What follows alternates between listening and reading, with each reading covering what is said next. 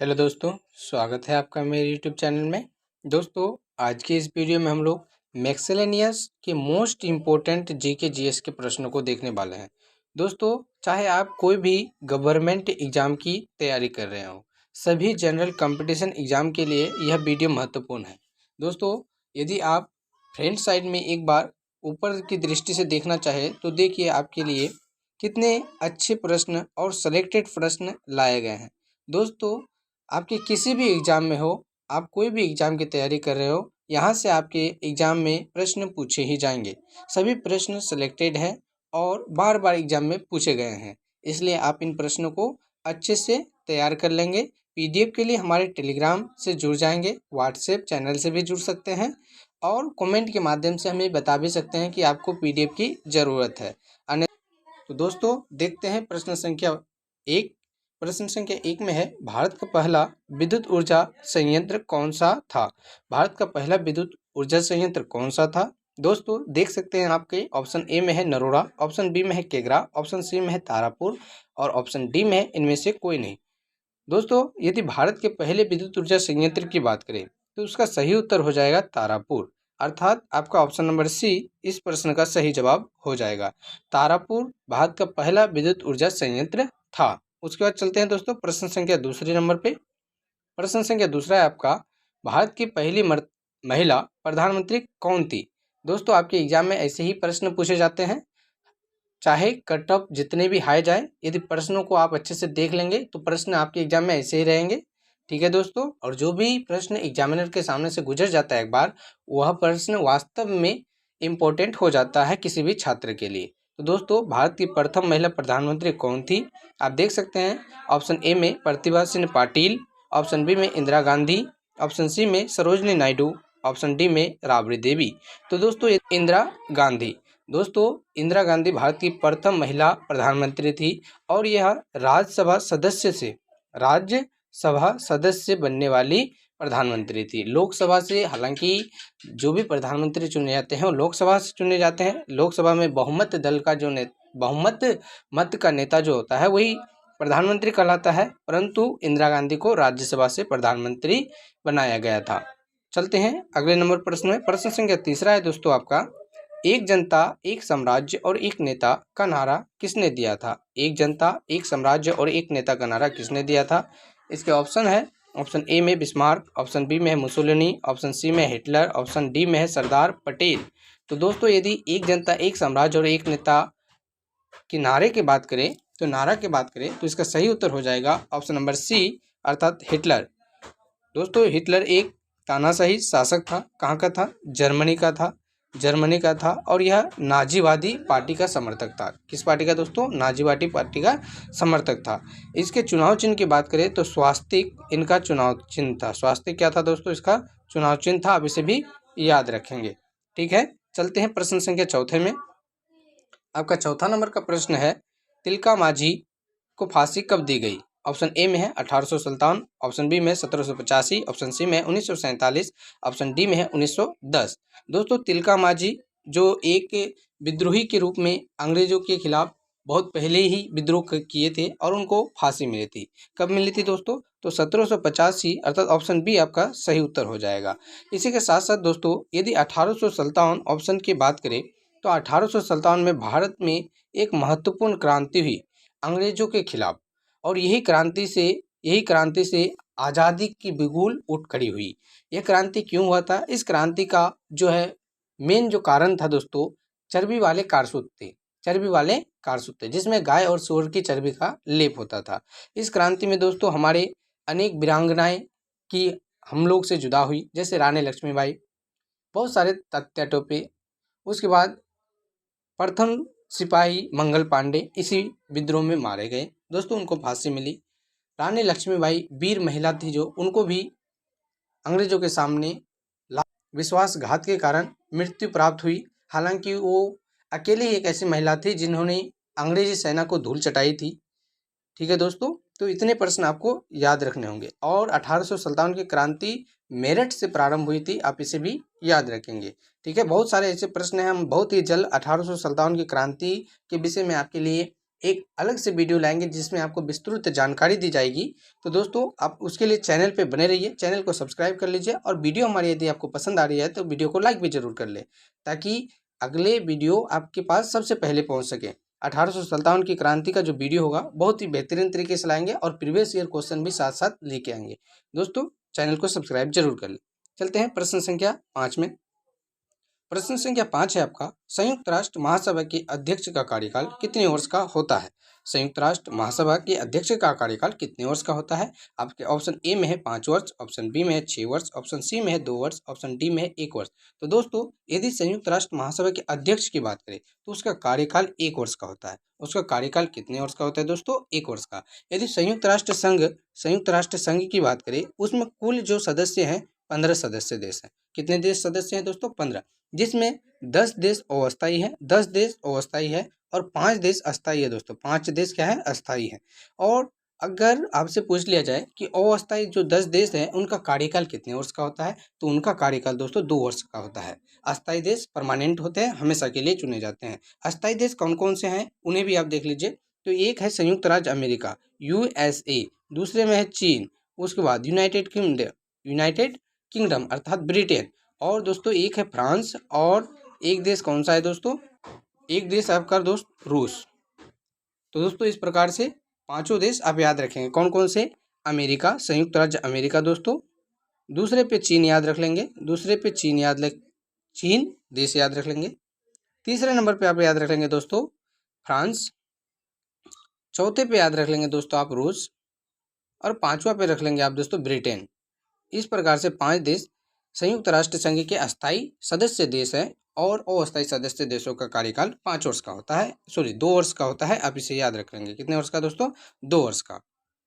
उसके बाद अगला प्रश्न है प्रश्न संख्या 6, लोकसभा में अनुसूचित जनजातियों के लिए कितनी सीटें आरक्षित की गई है? लोकसभा में अनुसूचित जनजातियों के लिए कितनी सीटें आरक्षित की गई है? तो ऑप्शन ए में है आपका 47%, ऑप्शन बी में है 33%, ऑप्शन सी में है 50%, ऑप्शन डी में है 28%। दोस्तों लोकसभा में अनुसूचित जनजातियों की अगर बात करें तो इसमें 47% सीटों को आरक्षित करने की बात की गई है दोस्तों।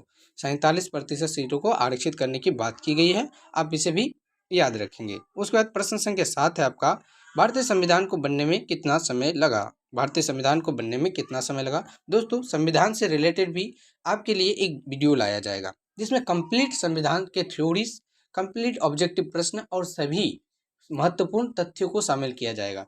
इसलिए दोस्तों आप चैनल को जरूर से जरूर सब्सक्राइब कर ले, क्योंकि आने वाले एग्जामों के लिए यहाँ पे चैनल पे बेस्ट तैयारी कराई जाएगी आपको। हमारा उद्देश्य है कि आपके लिए बेस्ट कंटेंट लाया जाए।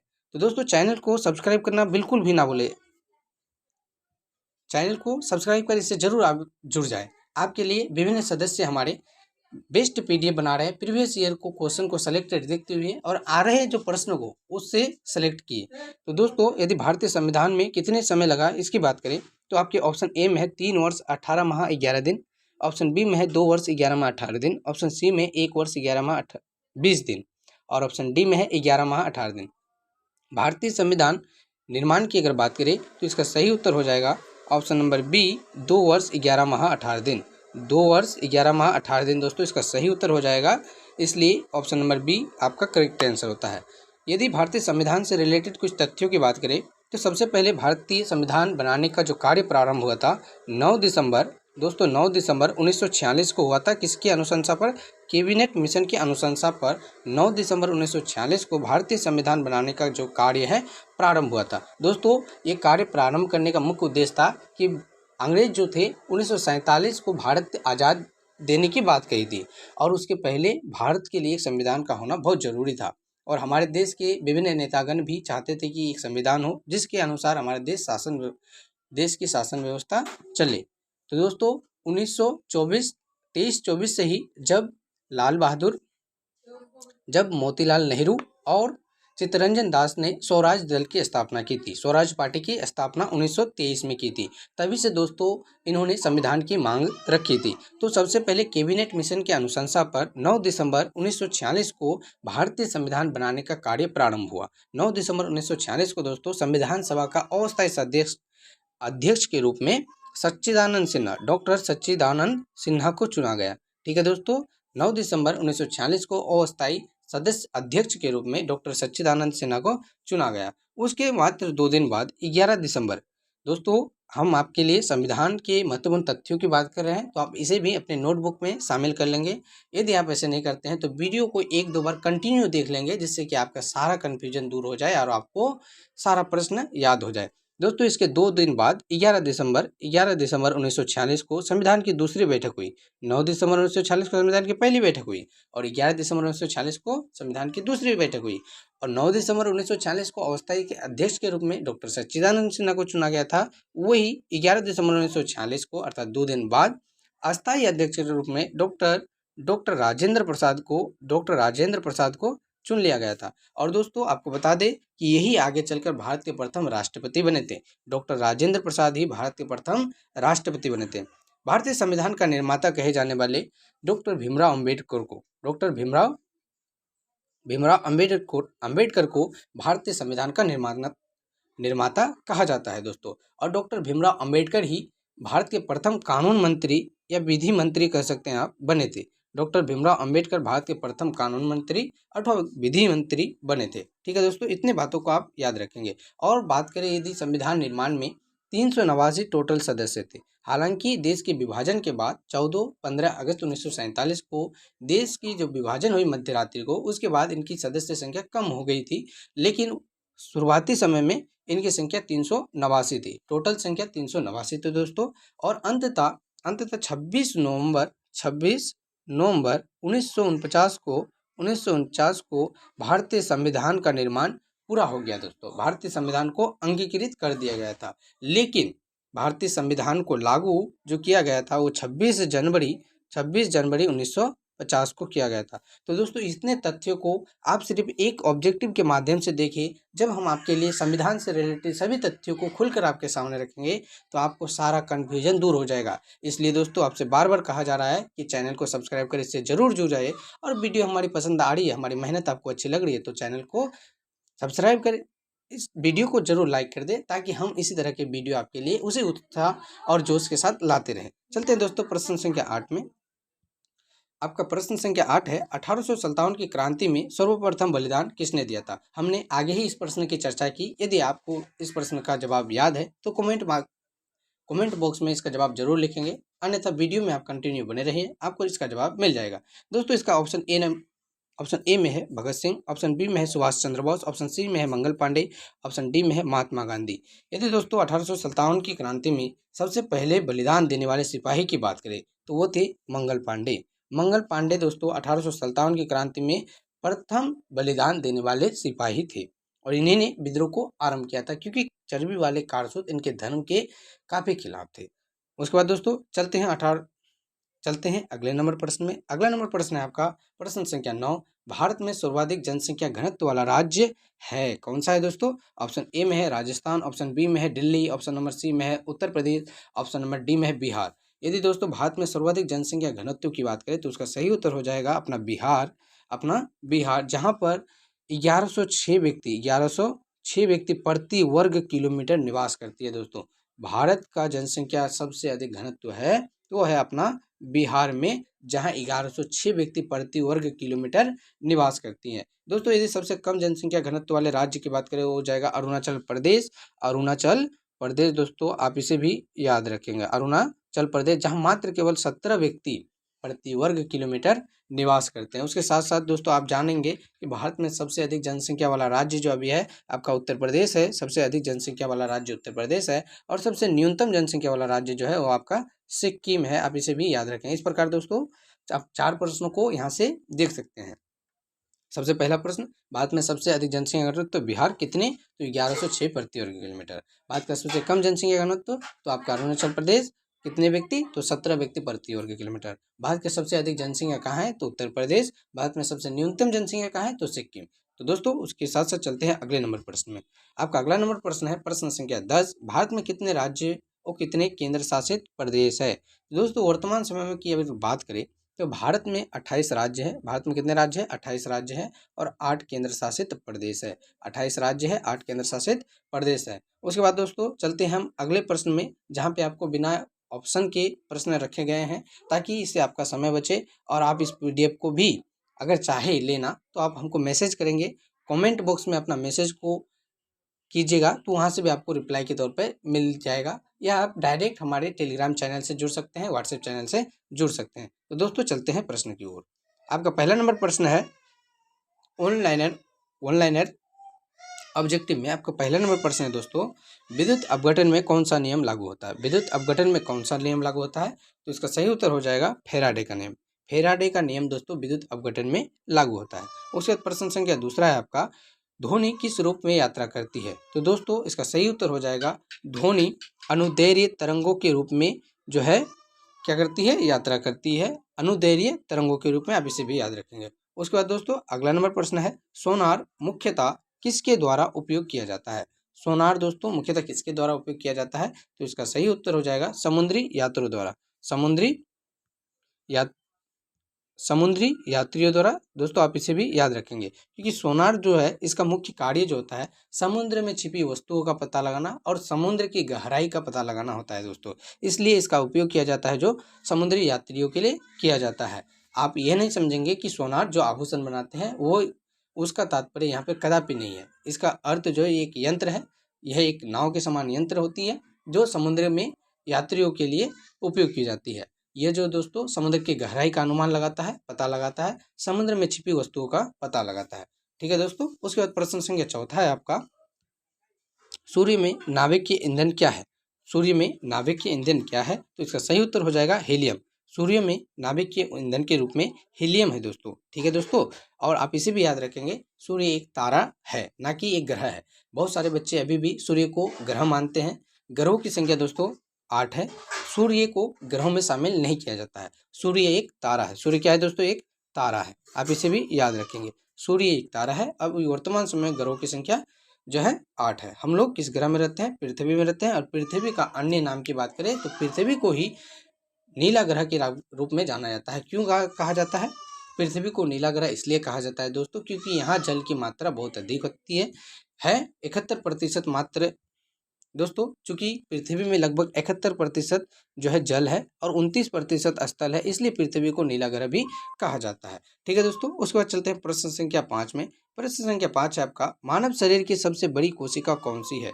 तो इसका सही उत्तर हो जाएगा स्नायु की कोशिका। मानव शरीर की सबसे बड़ी कोशिका स्नायु की कोशिका है। यदि बात करें दोस्तों की कोशिका की खोज किसने की, तो इसका सही उत्तर हो जाएगा रॉबर्ट हुक। Robert Hooke. कौन दोस्तों? Robert Hooke. इसका सही उत्तर हो जाएगा 1665 ईस्वी में रॉबर्ट हुक ने इसकी खोज की थी। हालांकि एक मृत कोशिका थी। आप इसे भी याद रखेंगे। कोशिकाओं के निर्माण से जो है उत्तक बनता है।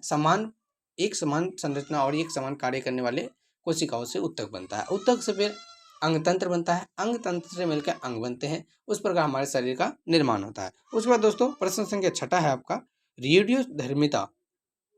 रेडियोधर्मिता की खोज किसने की? रेडियोधर्मिता की खोज किसने की दोस्तों? इसका सही उत्तर हो जाएगा हेनरी बेकुलर ने। हेनरी बेकुलर इसका सही उत्तर हो जाएगा। तो आप इसे भी याद रखेंगे। चलते हैं अगले नंबर प्रश्न में। फलों के अध्ययन को क्या कहा जाता है? दोस्तों इस प्रकार के प्रश्न आपके एग्जाम में पूछे जाते हैं। इस प्रकार के प्रश्न आपके एग्जाम में पूछे जाते हैं तो आप इसे डबल स्टार कर लेंगे और ऐसे प्रश्न को याद कर लेंगे। दोस्तों आपको पूछा जाएगा हड्डियों का अध्ययन क्या कहलाता है, फलों का अध्ययन क्या कहलाता है, फूलों का अध्ययन क्या कहलाता है, मृदा विज्ञान का अध्ययन क्या कहलाता है। उसके बाद बहुत इसी प्रकार से अनेक तरह के प्रश्न आपसे पूछे जाने की संभावना है। तो आप इस प्रकार के प्रश्न को अच्छे से याद कर लेंगे। अभी यहाँ पे है फलों का अध्ययन। तो फलों का अध्ययन को दोस्तों पोमोलॉजी कहते हैं। पोमोलॉजी फलों का अध्ययन कहलाता है। आपको इसी चैनल पे सभी वीडियो मिलेंगे, आप कंटिन्यू बने तो रहिए। ठीक है दोस्तों। प्रश्न संख्या 8 है उसके बाद, नाशपाती का कौन सा भाग खाया जाता है? नाशपाती का कौन सा भाग खाया जाता है? तो इसका सही उत्तर हो जाएगा गुदेदार पुष्पांशन। गुदेदार पुष्पांशन इसका सही उत्तर हो जाएगा। आप इसे भी याद रखेंगे। उसके बाद दोस्तों आपका अगला नंबर प्रश्न है, मधुमेह या डायबिटीज में कौन सा अंग प्रभावित होता है? दोस्तों मधुमेह या डायबिटीज बोलिए आप, इसमें जो है अग्नाशय हमारी प्रभावित होती है। इंसुलिन की कमी से हो जाती है मधुमेह रोग। अब इसे भी याद रखेंगे। प्रश्न संख्या 10 है आपका, दूर दृष्टि दोष से पीड़ित व्यक्ति की स्पष्ट दृष्टि की न्यूनतम दूरी क्या है? दोस्तों किसी व्यक्ति की दूर दृष्टि दोष की न्यूनतम जो दूरी होती है 25 सेंटीमीटर होती है। यदि 25 सेंटीमीटर के आप करीब है तो भी आप वस्तु को साफ साफ नहीं देख पाएंगे। ये सभी नियम है। अनंत में रहे तो हालांकि उसको कुछ हद तक देखा जा सकता है, लेकिन अगर 25 सेंटीमीटर से कम रहे तो आप उस वस्तु को सही से नहीं देख पाएंगे, उनके अक्षर को पढ़ नहीं पाएंगे। इसलिए न्यूनतम दूरी जो रखी गई है 25 सेंटीमीटर रखी गई है। आप इसे याद रखेंगे। यह प्रश्न काफ़ी इंपॉर्टेंट है, बोर्ड एग्जामों में अक्सर देखने को मिलता है। कोई भी स्टेट में जो बोर्ड एग्जाम्स होते हैं ये प्रश्न उसमें देखने को मिलता है। उसके बाद दोस्तों प्रश्न संख्या 11 है आपका, कौन सा एक जल संक्रामक रोग है? कौन सा एक जल संक्रामक रोग है? तो हैजा। आप याद रखेंगे एक ऑप्शन के लिए हैजा जो है एक जल संक्रामक रोग है, आप इसे याद रखेंगे। उसके बाद प्रश्न संख्या 12 है आपको दोस्तों, वायुमंडल में बादलों के तैरने का कारण क्या है? वायुमंडल में बादलों के तैरने का क्या कारण है? तो इसका सही उत्तर हो जाएगा कम घनत्व। क्या हो जाएगा दोस्तों? कम घनत्व। आप इसे याद रखेंगे। वायुमंडल में बादल इसलिए तैर पा रहे हैं क्योंकि उनके बीच का घनत्व बहुत कम होता है और वे आसानी से तैर पाने में सक्षम होते हैं। उसके बाद दोस्तों प्रश्न संख्या 13 है आपका, ओम किसकी इकाई है? ओम किसकी इकाई है? तो प्रतिरोध का। ओम प्रतिरोध का इकाई है दोस्तों। एसआई मात्रक के रूप में अगर इसे बोला जाए तो ओम जो है प्रतिरोध का एसआई मात्रक है दोस्तों, ठीक है। उसके बाद चलते हैं प्रश्न संख्या 14 में। प्रश्न संख्या 14 है आपका, वेबर की इकाई क्या है? चुंबकीय फ्लक्स की। दोस्तों वेबर किसकी इकाई है? तो चुंबकीय फ्लक्स इसका सही उत्तर हो जाएगा। उसके बाद चलते हैं 15 नंबर क्वेश्चन में। 15 नंबर क्वेश्चन है, ध्वनि की तीव्रता मापने के लिए किस यंत्र का प्रयोग किया जाता है? दोस्तों ध्वनि की तीव्रता मापने के लिए ऑडियोमीटर का उपयोग किया जाता है। किस यंत्र का उपयोग किया जाता है? ऑडियोमीटर का। अब इसे भी याद रखेंगे। उसके बाद चलते हैं अगले नंबर प्रश्न में। अगला नंबर प्रश्न है आपका, पोजिट्रॉन की खोज किसने की? पोजिट्रॉन की खोज किसने की? तो इसका सही उत्तर हो जाएगा एंडरसन। किसने की दोस्तों? एंडरसन। आप इसे भी याद रखेंगे। पोजिट्रॉन की जो खोज की उसने की एंडरसन ने की, ठीक है दोस्तों, आप इसे याद रखेंगे। चलते हैं प्रश्न संख्या 17 की ओर। प्रश्न संख्या 17 है आपका, रेबीज के टीके की खोज किसने की? रेबीज के टीके की खोज किसने की? तो दोस्तों इसका सही उत्तर हो जाएगा लुई पास्चर। लुई पास्चर ने रेबीज के टीके की खोज किसी की थी, आप इसे भी याद रखेंगे। चलते हैं प्रश्न संख्या 18 में। प्रश्न संख्या 18 आपका कह रहा है, वॉशिंग मशीन की कार्य प्रणाली किस सिद्धांत पर आधारित है? वॉशिंग मशीन की जो कार्य प्रणाली है दोस्तों वह अपकेंद्रीय सिद्धांत पर आधारित है। किस सिद्धांत पर दोस्तों? अपकेंद्रीय सिद्धांत पर। आप इसे भी याद रखेंगे, अपकेंद्रण सिद्धांत। चलते हैं उसके बाद प्रश्न संख्या 19 में, आधुनिक आवर्त सारणी किस पर आधारित है? आधुनिक आवर्त सारणी दोस्तों किस पर आधारित है? तो परमाणु क्रमांक पर। परमाणु क्रमांक पर। आप इसे भी याद रखेंगे।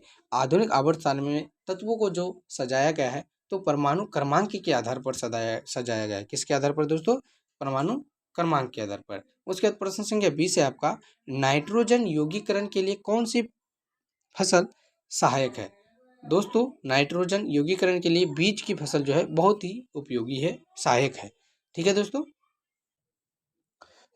उसके बाद आपका अगला नंबर प्रश्न जो है ये भी प्रश्न दोस्तों अलग से आपके लिए सिलेक्टेड किए गए हैं। हालांकि दोस्तों आपके लिए जो प्रश्न लाए गए हैं विभिन्न किताबों से छांट के आपके लिए सेलेक्ट किए गए हैं, तो इस प्रश्नों को आपको इग्नोर नहीं करना है। प्रश्नों को आपको पीडीएफ हमसे ले लेना है। टेलीग्राम से जुड़ के आप पीडीएफ ले लेंगे, या यदि आप नोट बना रहे हैं तो यह स्टूडेंट की बहुत अच्छी बेस्ट तरीका है। आपकी स्टूडेंट होने की बेस्ट प्रमाण है कि आप नोट बना रहे हैं। दोस्तों यदि आप नहीं उतना समय मिल पा रहा है, रिवीजन के लिए आपको पीडीएफ चाहिए, तो हमारे टेलीग्राम पे आप अवश्य जुड़ जाएंगे। आपको लिंक डिस्क्रिप्शन और कमेंट बॉक्स दोनों जगह पे उपलब्ध करा दिए जाएंगे। तो दोस्तों तो देखते हैं प्रश्न।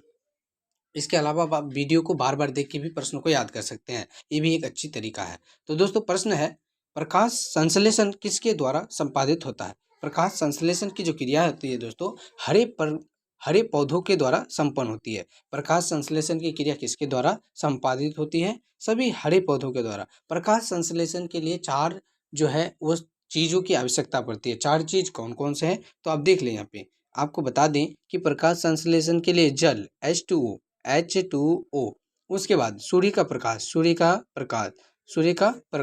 उसके बाद दोस्तों जल, सूर्य का प्रकाश, क्लोरोफिल जो पत्तियों में पाया जाता है, क्लोरोफिल को दोस्तों हरे पौधों का जो है पादप जगत का रसोई घर भी कहा जाता है। आप इसे भी याद रखेंगे। तो क्या हो गया? सूर्य का प्रकाश हो गया, आपका जल हो गया, क्लोरोप्लास्ट हो गया, और चौथा नंबर पे जो आएगा आपका CO2 अर्थात carbon dioxide. CO2 carbon dioxide. तो इन तत्वों की आवश्यकता पड़ती है हरे पौधों को अपने भोजन तैयार करने के लिए अर्थात प्रकाश संश्लेषण करने के लिए। उसके बाद दोस्तों आपका अगला नंबर प्रश्न है, ध्वनि या ध्वनि प्रदूषण मापा जाता है। ध्वनि या ध्वनि प्रदूषण को किसके द्वारा मापा जाता है? तो इसका सही उत्तर हो जाएगा डेसिबल द्वारा। किसके द्वारा दोस्तों? डेसिबल को।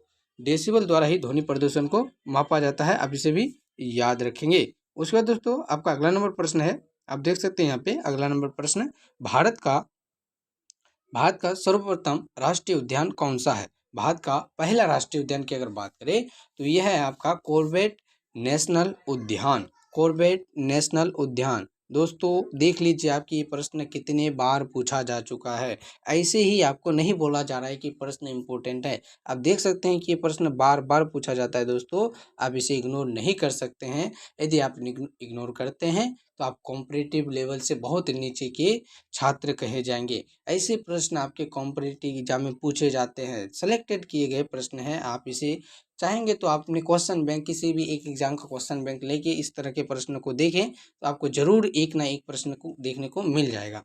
तो दोस्तों उसके बाद अगले प्रश्न की बात करें तो अगला प्रश्न देख लिया आप, विश्व पर्यावरण दिवस कब मनाया जाता है? विश्व पर्यावरण दिवस दोस्तों 5 जून को मनाया जाता है। यह बहुत ही इंपॉर्टेंट प्रश्न है, बार बार रिपीटेड प्रश्न है और बहुत फेमस भी है, आपको याद रहा होगा।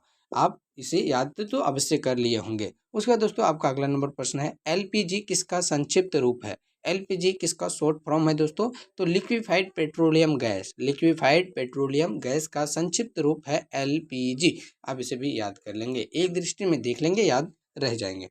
उसके बाद दोस्तों अगला नंबर प्रश्न है, वायु प्रदूषण को कैसे कम किया जा सकता है?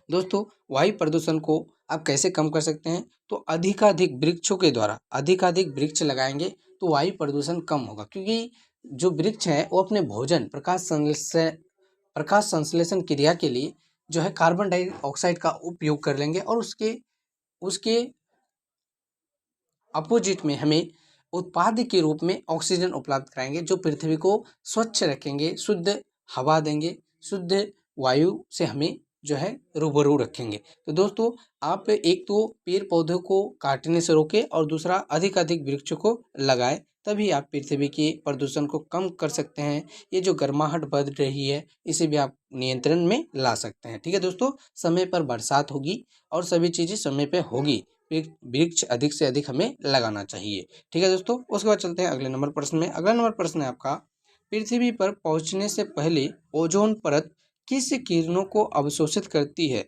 दोस्तों यह भी प्रश्न कितना इंपॉर्टेंट है, आप देख सकते हैं यहाँ पे ट्रिपल स्टार लगा लीजिए और VVI करके आप इसे याद कर लें। पृथ्वी पर पहुंचने से पहले ओजोन परत जो है पराबैंगनी किरणों को अवशोषित करती है। किस किरणों को दोस्तों? पराबैंगनी किरणों को। और ये पराबैंगनी किरणें हमारे मानव त्वचा के लिए बहुत ही घातक होती है।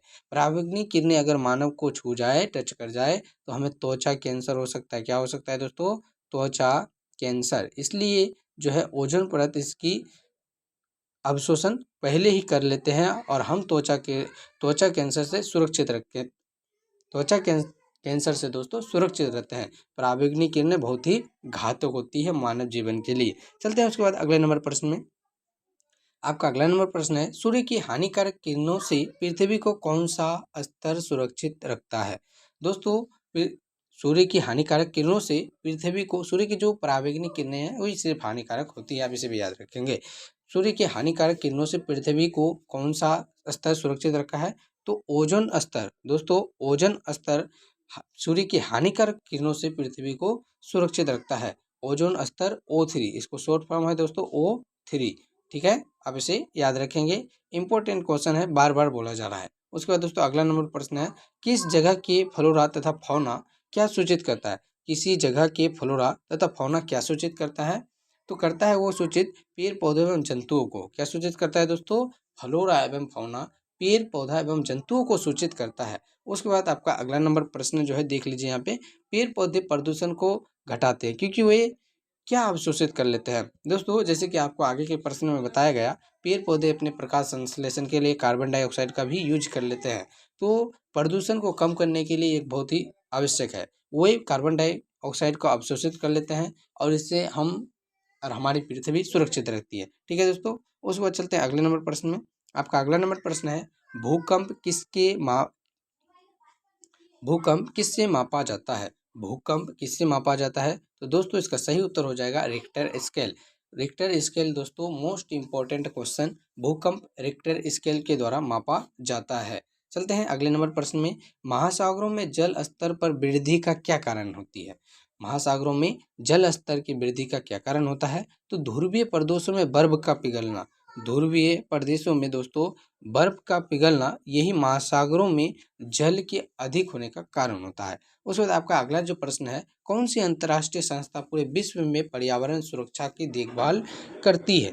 कौन सी अंतर्राष्ट्रीय संस्था है दोस्तों? तो देख सकते हैं यहाँ यूएन एक ऐसी संस्था है जो पूरे विश्व में जो है, पूरे विश्व में दोस्तों पर्यावरण सुरक्षा की देखभाल करती है। कौन सी संस्था? यूएन। उसके बाद आपका अगला नंबर प्रश्न है, लवण को जल का अवशोषण करता है, लवण जो जल का अवशोषण करता है क्या कहलाता है? तो हाइग्रोस्कोपिक अम्ल, हाइग्रोस्कोपिक लवण कहलाता है, हाइग्रोस्कोपिक लवण कहलाता है दोस्तों। कितना अच्छा प्रश्न है, एक बार जरूर आप इसे दोहरा लेंगे, अपने नोटबुक में लिख लेंगे तो आपके दिमाग में सेट हो जाएंगे। उसके बाद दोस्तों आपका अगला नंबर प्रश्न है, किसी नदी की प्रदूषण स्तर की माप की जाती है, किससे की जाती है? तो बीओडी के द्वारा की जाती है, आप इसे ध्यान में रखेंगे। चलते हैं अगले नंबर प्रश्न में। अगला नंबर प्रश्न है आपका, वायुमंडल की सबसे ठंडी परत कौन सी होती है? तो मध्यमंडल। वायुमंडल की सबसे ठंडी परत को मध्यमंडल कहते हैं दोस्तों। ये भी प्रश्न आप ध्यान में रखेंगे। चलते हैं अगले नंबर प्रश्न में। आपका अगला नंबर प्रश्न है, भारत में प्रोजेक्ट टाइगर की शुरुआत कब हुई? प्रोजेक्ट टाइगर की शुरुआत दोस्तों 1973 में हुई। 1973 में प्रोजेक्ट टाइगर की शुरुआत हुई। ये भी प्रश्न आपके एग्जाम में पूछा गया है। हालांकि सभी प्रश्न सेलेक्टेड किए गए हैं, आपको पहले ही फर्स्ट टाइम ही वीडियो की स्टार्टिंग में ही बोल दिया गया है, इसलिए कोई भी प्रश्न आप इग्नोर नहीं करेंगे। ठीक है दोस्तों, वीडियो को 1 से 2 बार देख के आप इसे जरूर याद करने की कोशिश करेंगे, ताकि आपका एक सीट की जो ख्वाहिश है वो जल्द ही पूरी हो सके। यदि आप इसे इग्नोर करेंगे तो हो सके कि आपको उस समय एग्जाम में पछताना पड़े। तो दोस्तों आज के कुछ और प्रश्न को देखने के बाद हम आपको कुछ अन्य भी महत्वपूर्ण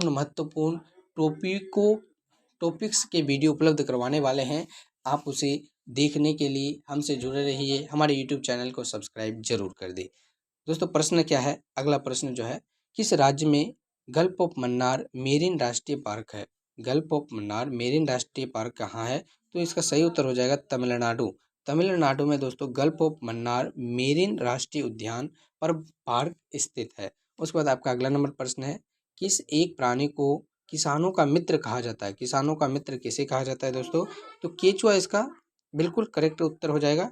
केचुआ को किसानों का मित्र कहा जाता है, क्योंकि दोस्तों केचुआ बिना किसानों की क्षति पहुंचाए, खेत को क्षति पहुंचाए, फसलों को महत्वपूर्ण भूमिका, उनकी जड़ों के आसपास के स्थल को जो जगह होती है उन्हें भुरभुरा कर रखती है, ताकि जड़ें अच्छे से फैल सकें। इसलिए दोस्तों केचुओं को किसानों का मित्र कहा जाता है। उसके बाद आपका अगला नंबर प्रश्न है, पर्यावरण को बचाने के लिए चिपको आंदोलन से कौन सा राज्य जुड़ा हुआ है? पर्यावरण को बचाने के लिए दोस्तों चिपको आंदोलन से जुड़ा हुआ उत्तराखंड राज्य है। हालांकि यदि उत्तराखंड राज्य आपका ऑप्शन में ना रह के उत्तर प्रदेश दे तो आप उत्तर प्रदेश को लगाकर आएंगे, क्योंकि उत्तराखंड उस समय उत्तर प्रदेश में शामिल था। उत्तराखंड राज्य जो था दोस्तों उत्तर प्रदेश में शामिल था। बाद में जाके उत्तराखंड राज्य अलग राज्य बन गया। जीवों के व्यवहार का अध्ययन को क्या कहते हैं? जीवों के व्यवहार के अध्ययन को क्या कहते हैं? तो इसका सही उत्तर हो जाएगा इथोलॉजी। क्या कहलाता है दोस्तों? इथोलॉजी। हमने बताया आपको कि आगे भी कुछ प्रश्न ऐसे आएंगे कि कीटों के अध्ययन को क्या कहते हैं, फूलों के अध्ययन को क्या कहते हैं, तो ऐसे प्रश्न भी आपके एग्जाम में पूछे जाते हैं। उसके बाद आपका अगला नंबर प्रश्न है, समुद्री शैवाल किसकी महत्वपूर्ण स्रोत है? समुद्री शैवाल किसकी महत्वपूर्ण स्रोत है दोस्तों? तो इसका सही उत्तर हो जाएगा आयोडीन। आयोडीन इसका सही उत्तर हो जाएगा। उसके बाद आपका अगला नंबर प्रश्न है, सेक या लाइकेन क्या है? तो सेक या लाइकेन जो है एक सहजीवी है। क्या है दोस्तों? सहजीवी। कवक और शैवाल का एक सहजीवी है। कौन चीज? लाइकेन। सीएनजी, अगला जो प्रश्न है, सीएनजी का ईंधन के रूप में किस में इस्तेमाल होता है? वाहनों एवं उद्योगों में। वाहनों एवं उद्योगों में दे दोस्तों आज का अंतिम प्रश्न है आपका, सीएनजी संक्षिप्त रूप किसका है? तो compressed natural gas. Compressed natural gas का संक्षिप्त रूप जो है दोस्तों सीएनजी है, कॉम्प्रेस्ड नेचुरल गैस। दोस्तों आपको वीडियो कैसी लगी? यदि आपको हमारी वीडियो पसंद आई तो वीडियो को लाइक कर इसे अपने दोस्तों में ज़रूर शेयर कर दीजिए। आगे इसी तरह के वीडियो के लिए, इसी तरह के महत्वपूर्ण सेलेक्टेड और वीवीआई टॉपिक्स के वीडियो पाने के लिए हमारे चैनल पर जुड़ के आप बने रहिए। प्रतिदिन आपको कम्युनिटी पोस्ट में क्यूज भी दिया जाता है, जिसका आंसर आप देंगे तो आपकी जीके के जो इस एक सिलेबस है कंप्लीट होने की बहुत अधिक संभावना है। हमारे टेलीग्राम में भी आपको प्रत्येक दिन पीडीएफ उपलब्ध कराए जाते हैं। वहाँ पे आपको जीके के प्रश्न दिए जाते हैं और बहुत सारे हमारे दोस्त आप ही की तरह एग्ज़ाम की तैयारी कर रहे हैं और वहाँ पे जुड़े हुए अपनी तैयारी को बेहतरीन बना रहे हैं। हम चाहेंगे कि आप भी उससे जुड़ के अपनी तैयारी को बेहतरीन बनाएं और पीडीएफ पाने के लिए तो अवश्य ही जुड़ जाएं। तो दोस्तों मिलते हैं किसी अगले वीडियो में, तब तक के लिए आपका बहुत बहुत धन्यवाद।